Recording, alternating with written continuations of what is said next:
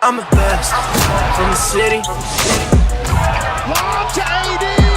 Honey fiend chasing green, you're the best for tomorrow. Shooting hoops, remember playing ball right at Apollo. I'm the latest in my city. Good music and the NBA both back on Tuesday. Lakers, Clippers, second half of the doubleheader. NBA did it in the bubble to end last season. This time the NBA players are in the real world with real consequences. Threat of infections and cancellations. The few openers that will have fans will be small crowd affairs. Clippers, Lakers, no fans for the foreseeable future. Here's the commish. I've acknowledged it was a mixed sort of health and safety and economic decision to start our season, meaning that, health and safety have always been our highest priority, but we recognize that if we hadn't started the season, there are also very dire economic implications. What we've said before in terms of our projections, at an extreme, if you had played the entire season, including playoffs, with no fans at all, that would be a decrease of roughly 40% in our revenue. The view is, I think if we found a situation where our protocols weren't working, meaning that not only did we have some cases of COVID, but that we were witnessing spread, either among teams or even possibly to another team, that would cause us to suspend the season. Adam Silver there, and now to the People's Commissioner, Rachel Nichols. Adam Silver talking about COVID, also talked about some other things, and one thing really stood out to me. It got me in my soul. Rachel, what was that? Well, Kenny, I want to speak to you and all of your Seattle brethren. For the first time in a long time, Adam Silver said that the league was, quote, dusting off some of the analyses on the economic and competitive impacts of expansion. Now, I want to note the NBA hasn't awarded an expansion team in 18 years, and doing it right now, Adam said, not yet on the front burner, but he did say, quote, we have been putting a little more time into that than they were pre-pandemic. And that, of course, is an allusion to the fact that if the NBA sold the rights to an expansion team now, it would then net the league at least $1 billion, money it could use. So, Kenny, I think I hear Seattle's theme music. It is time to dig those Bring Back the Sonics t-shirts out of your drawer. Yeah, we got a new building being completed. Also, I'm going to put a vote in for Vancouver. That was a nice little Northwest thing we had going. All right, I don't know everything, but one thing I do know that the rumors are now facts. James Harden does not seem to want to play basketball anymore in Houston. They're trying to make a deal. Who knows where it's going to be? Here's what he had to say about it. James, now that you've been in camp for about a week, do you feel any better about this situation now than you did before you arrived? Next question. So he didn't want to talk about it. Do you? Yeah. And where is this thing going? Well, look, the big question is, when is he going to be dealt? And the truth is, he's going to be dealt when there's a team that's desperate enough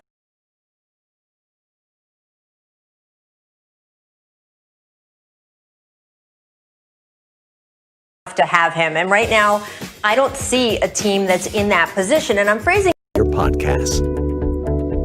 Yeah, longest season in NBA history, followed by the shortest off season. We're inside of 24 hours to tip in Brooklyn. First game of the season will be a reuniting.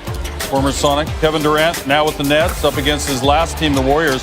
First game in league play since the Achilles injury suffered in the 2019 title series. Here's Durant on facing his old team and a new chapter in his career.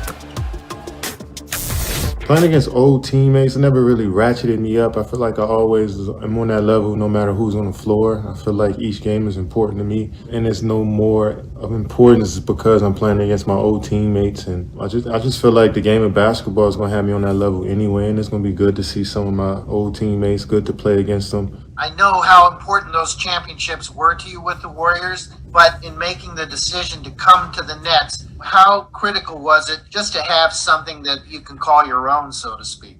I try not to make myself bigger than the group, but I know what I add to a basketball club, and I felt that way with the Warriors. So it wasn't about me going to the Nets to try to prove that I can make my own thing, whatever the hell that means. It's just that I'm coming here to play basketball and add to a group of great guys.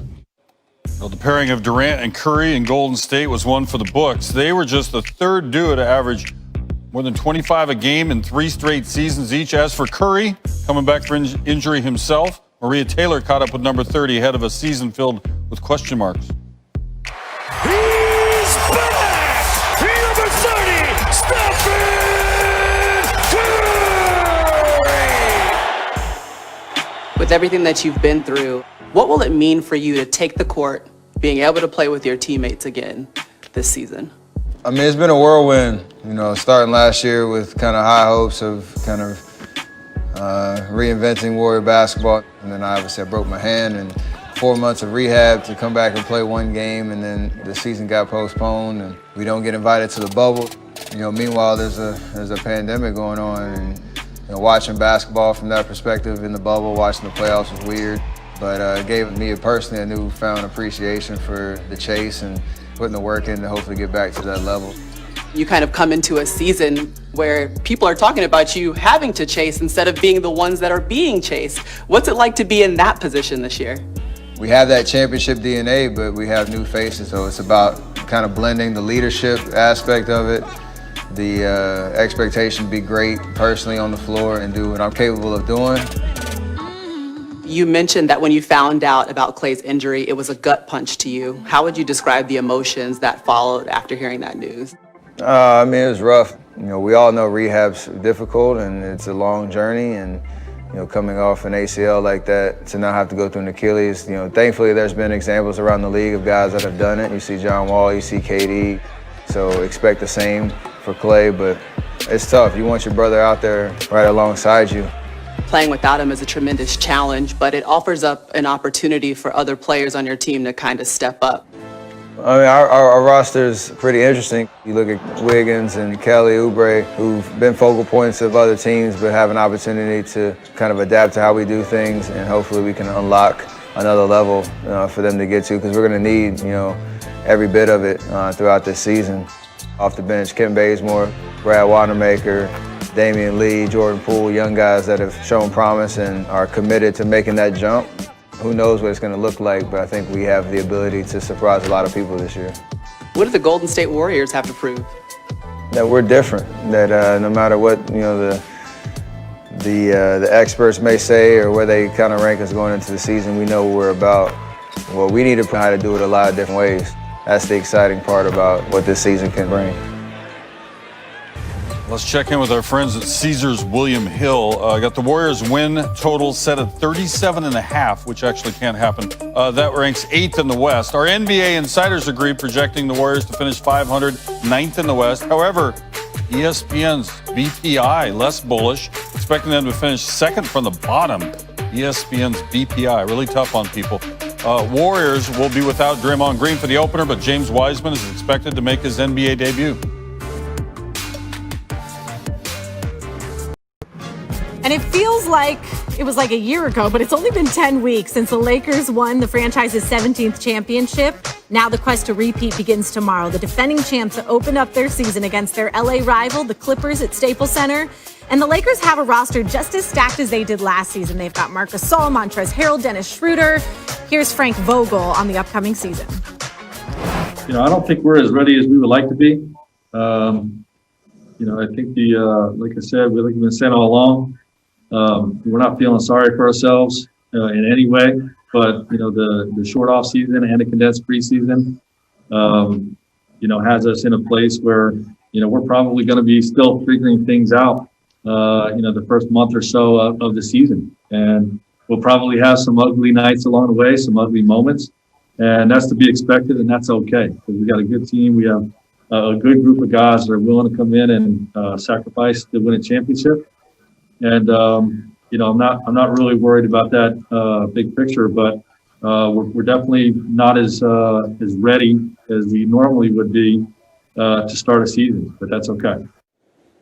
Ryan, I got to get one of those masks. Yeah. Tomorrow night, the Lakers will be meeting Kawhi Leonard and the Clippers, who will be led by their new head coach and former Laker, Tyronn Lue. He replaces Doc Rivers. Lue plans to implement sets of triangle offense, hoping to use Kawhi in ways that Kobe Bryant and Michael Jordan played. Kawhi can become a free agent after this upcoming season, but he wants to keep the focus on right now. For my situation right now, I'm just focused on this season, and I'm